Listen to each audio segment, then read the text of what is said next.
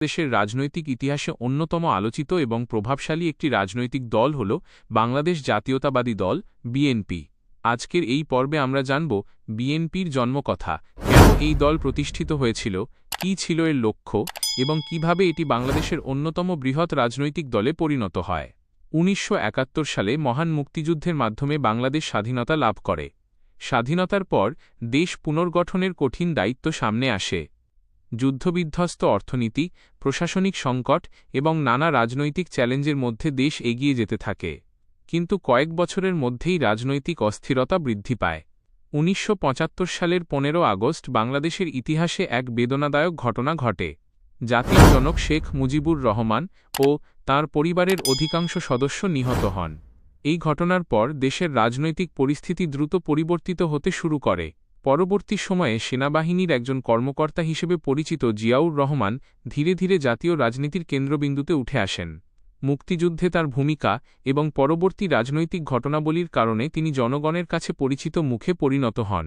রাষ্ট্র পরিচালনার দায়িত্ব গ্রহণের পর তিনি উপলব্ধি করেন যে দেশের রাজনৈতিক অঙ্গনে নতুন একটি শক্তির প্রয়োজন রয়েছে, যা সাধারণ মানুষের আশা আকাঙ্ক্ষার প্রতিনিধিত্ব করবে।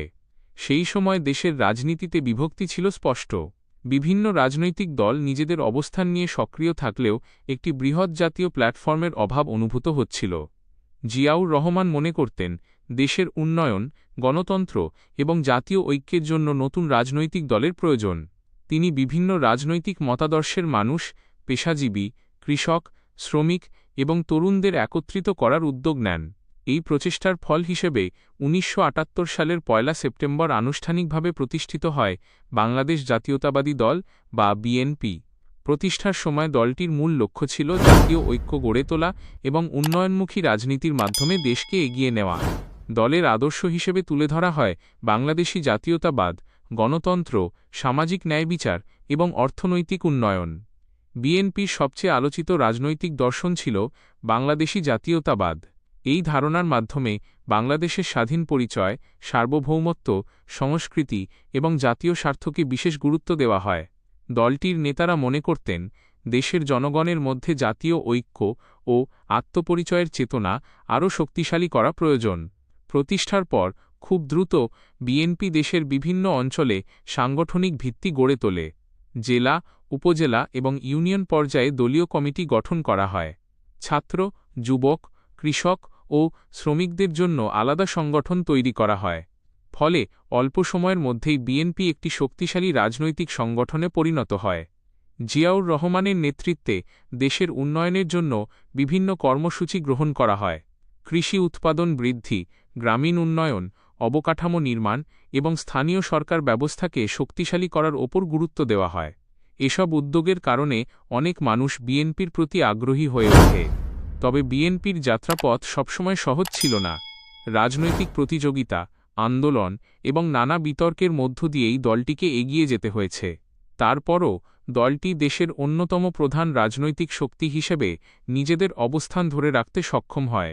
১৯৮১ সালের ৩০ মে চট্টগ্রামে এক সামরিক অভ্যুত্থান চেষ্টার সময় জিয়াউর রহমান নিহত হন। তাঁর মৃত্যু বিএনপির জন্য ছিল বড় একটি ধাক্কা। অনেকেই মনে করেছিলেন, প্রতিষ্ঠাতার মৃত্যুর পর দলটি দুর্বল হয়ে পড়বে, কিন্তু বাস্তবে তা হয়নি। বিএনপির নেতাকর্মীরা দলকে সংগঠিত রাখেন এবং পরবর্তীতে খালেদা জিয়া দলের নেতৃত্ব গ্রহণ করেন। খালেদা জিয়ার নেতৃত্বে বিএনপি আরও শক্তিশালী রাজনৈতিক দলে পরিণত হয় এবং পরবর্তী সময়ে একাধিকবার রাষ্ট্র পরিচালনার দায়িত্ব পালন করে। ধীরে ধীরে বিএনপি বাংলাদেশের দুই প্রধান রাজনৈতিক শক্তির একটিতে পরিণত হয়। আজ বিএনপির বয়স প্রায় ৫ দশকের কাছাকাছি। এই দীর্ঘ সময়ে দলটি নানা উত্থান-পতন, সাফল্য ও চ্যালেঞ্জের মধ্য দিয়ে এগিয়েছে। সমর্থকদের কাছে বিএনপি গণতন্ত্র ও জাতীয়তাবাদের প্রতীক, আবার সমালোচকদেরও নানা মতামত রয়েছে।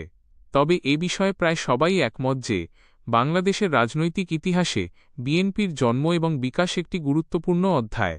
বিএনপির জন্মকথা শুধু একটি রাজনৈতিক দলের গল্প নয়, এটি স্বাধীনতা পরবর্তী বাংলাদেশের রাজনৈতিক পরিবর্তন, নতুন নেতৃত্বের উত্থান এবং গণতান্ত্রিক রাজনীতির বিকাশেরও একটি ইতিহাস। ধন্যবাদ।